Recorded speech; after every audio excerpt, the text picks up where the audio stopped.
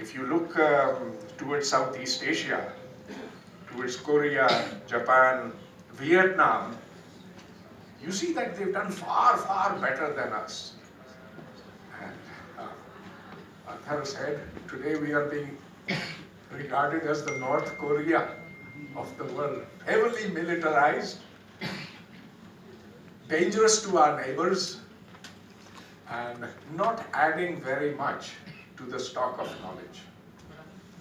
So we don't want to become that, and we would like to have an optimistic view of the future, but we don't want to fool ourselves either. So let's think of what is really needed to create a robust and a working research environment in Pakistan. Well, of course you need to have machines, you need to have PCR, you need to have chromatographs, you need to have fluorescence detectors, this, that, whatever. You know, there's an endless list of equipment. But most of all, you have to have people, and you have to have those people in a meritocratic system.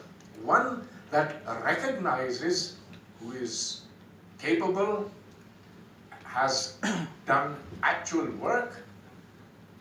Well, degrees might be just an indicator, but no more of that. That unfortunately has not happened in Pakistan, where the worth of the worth of a researcher within an institution is determined by other factors. His ethnicity, his friendships, his community. And so, as a consequence of that, we've had a steady degradation of the quality of researchers, of faculty in institutions across Pakistan. But even more, it's been that at the very base, there has been an insufficient supply of those capable of critical reasoning, of scientific thinking. I think Dr. Johar mentioned how low the productivity of agriculture is in Pakistan, of our farmers relative to that of other countries.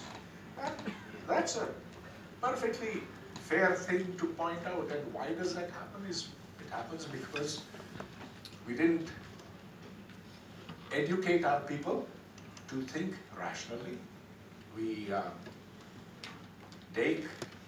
Our educational system is one that rewards those who memorize. It is one that emphasizes obedience. Now, obedience is the exact opposite of curiosity and of wanting to know why something has happened, and that is the whole basis of science. Well, people also blame the government, but we should know what it should be blamed for and what it should not be blamed for. Well, the government is the most powerful institution, of course. It sets what is to be learned and how you are to be tested, and we see the effects of that across the board. For your information, at this moment probably there are policemen and magistrates going around schools in Punjab who are looking at whether the single national curriculum is being properly adhered to or not.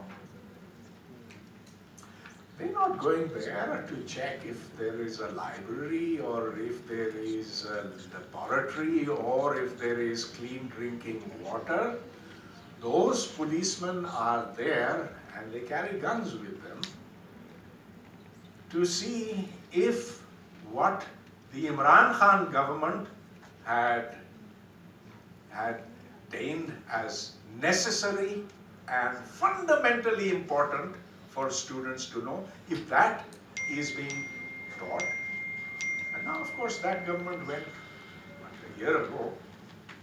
But the new government is doing exactly the same thing as well. This is telling you what our priorities are. What we want is a nation of sheep. These sheep will not challenge the status quo. They will obey. And they will reflect the values of those who today hold the reins of power. Now, this is what really makes Pakistan different from every country in the region. If you look at the content of education here, compare it to that of Iran, you will be astonished. Now, we are here talking about bioengineering, right? And we're talking about the DNA. Well, let's see how the DNA came about. 4.5 billion years ago, there was just simple carbon, hydrogen, oxygen, nitrogen, CO2, H2O. That was the early Earth at that time, and then there was lightning, and then, as the famous Urey-Miller experiment showed, from these amino acids can be formed, and amino acids, the 20 of them, from them ultimately come the proteins, ultimately come these CG80, ultimately comes the DNA. We don't know exactly how it happened, but that's how it started.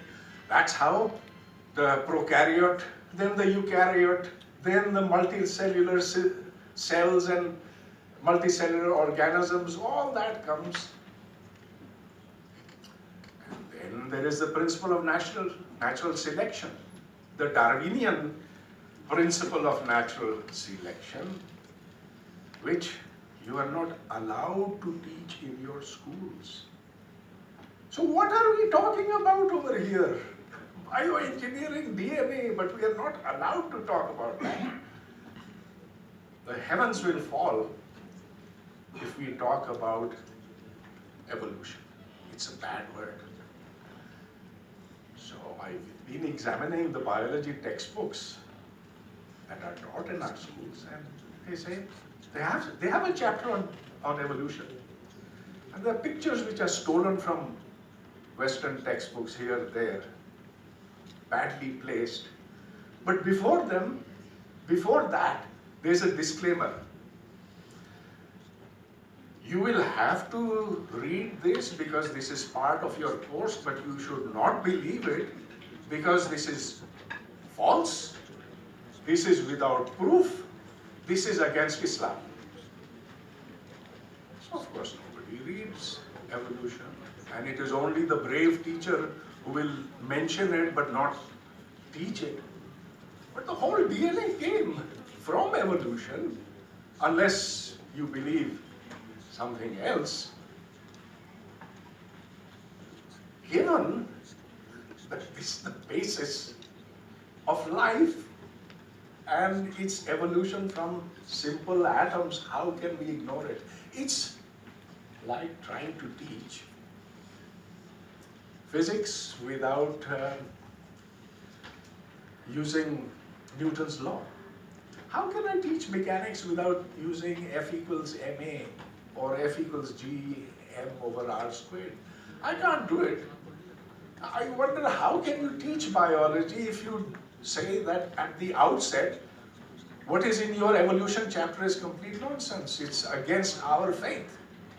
So as an anti-science culture, the paradox becomes we are trying to use science, and we're trying to use the technology that comes out of that science without even agreeing as to what is right at the basics. So of course, how this will change, I have no idea. It will be long after I am dead and my children are dead and maybe their children are dead. ultimately it will come. I'll tell you why it will come. Because it's come in the rest of the world. Because stupidities cannot last indefinitely. That's the only argument that I can give to you. But until that time, we should not say that nothing can be done. So here I come back to what Samir has started, and all of you have greatly contributed to and are going to make much more interesting with the forthcoming lectures. We have to ask, what is the little bit that can be done here? And of course, all this talk about doing genetic modifications here in Pakistan, when you can buy those shrimp or those fish for, what is it, 1 rupee? I know we can't do that. In fact, we should not. It's 10% above the market rate. It's more expensive. Well, we can't do that, but we can do other things. The question is, what can we do? And so that is the question that needs to be concentrated upon. I have no idea. As I said, the only things I've studied are quarks and gluons inside atoms, and maybe gravitational waves, and maybe whether there are extra dimensions of space-time, so I'm completely irrelevant over here, but I can tell you one thing. Start small. Don't be too ambitious. Be realistic. And above all, identify and help talent. Wherever that talent is, and it comes in the most unexpected places. There's somebody whose professional line was something, turned around, for whatever reason, became something else, achieved for no other reason other than, well, he was gifted, or she was gifted. Find out who those people are. Build institutions around them. To my mind, the only successful research culture that ever existed in Pakistan, and my knowledge is restricted to physics, to an extent in chemistry, but really physics, there's been only one place, and that was Islamabad University, 1967 up till roughly 1975. And that was because of one super talented person, Abdul Salam, with a very talented student, Riazuddin, who then started the physics department at Islamabad University, which later on was called Quaid-e-Azam University. And that group, which I joined in 1973, and then for a few years it was okay. And then that whole thing dissipated, and then my department, where I taught for 50 years, has now become like any other stupid department in the country. It's completely lost it. It happened because of one or a few people who had been correctly identified. It grew to the point where it could compete with physics departments in the United States. And I'll tell you, physics, theoretical physics, is intensely competitive. And it was competitive then. I had very little role in this. It was they who did it all. But I did inherit from them a department that had substance in it, that was good. And that was therefore recognized. I suppose the other example that I have in mind is that which was created by Dr. Salim Uzama Siddiqui. These are the only two examples that I know, but they tell me that if talented and dedicated people are identified, build institutions around them, it cannot be done the other way, that you construct a building, you buy equipment, and then you look around for people. That model has completely failed in Pakistan. We have university departments, we have research centers, We have institutions that are flooded with equipment. Well, the equipment comes after a while, it stops working, and something like 2/3 of all the research equipment in Pakistan is now junk. We have equipment that was bought at enormous cost, and to stop that, I did spend a lot of time in my department. One piece of equipment worth at that time, so this is 20 years ago, worth 80 crore rupees, with a building that had to be built specially for it, worth another 40 crores. To this day has not seen any use. That's the sort of wastage that we have. So that's where we have to aim at. And then there's a second thing which one must keep in mind.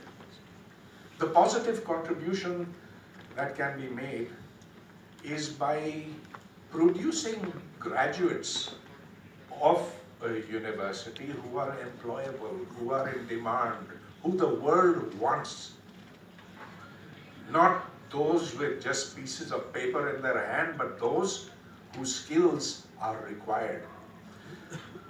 Sometime earlier we heard, I think it was from Maruf, about manpower export and the remittances they send back. Something like $30 billion, I think, yearly. Well, what do? They go drive trucks, they cook, that's 97% of them. This is ILO statistics. 97%, very low-level stuff. And still that's $30 billion that they send back, which is more than our exports are. Manufactured exports are. Now imagine that you were able to train biotechnicians who are going to be in increasing demand, who know how to deal with chemicals, how to grow cultures, who can do the various things that a technician is required to do. Well, that is something that's then a commodity that can be exported. And I'll tell you that the youth of Pakistan really, really needs jobs. They are desperate. There is a lot of depression around.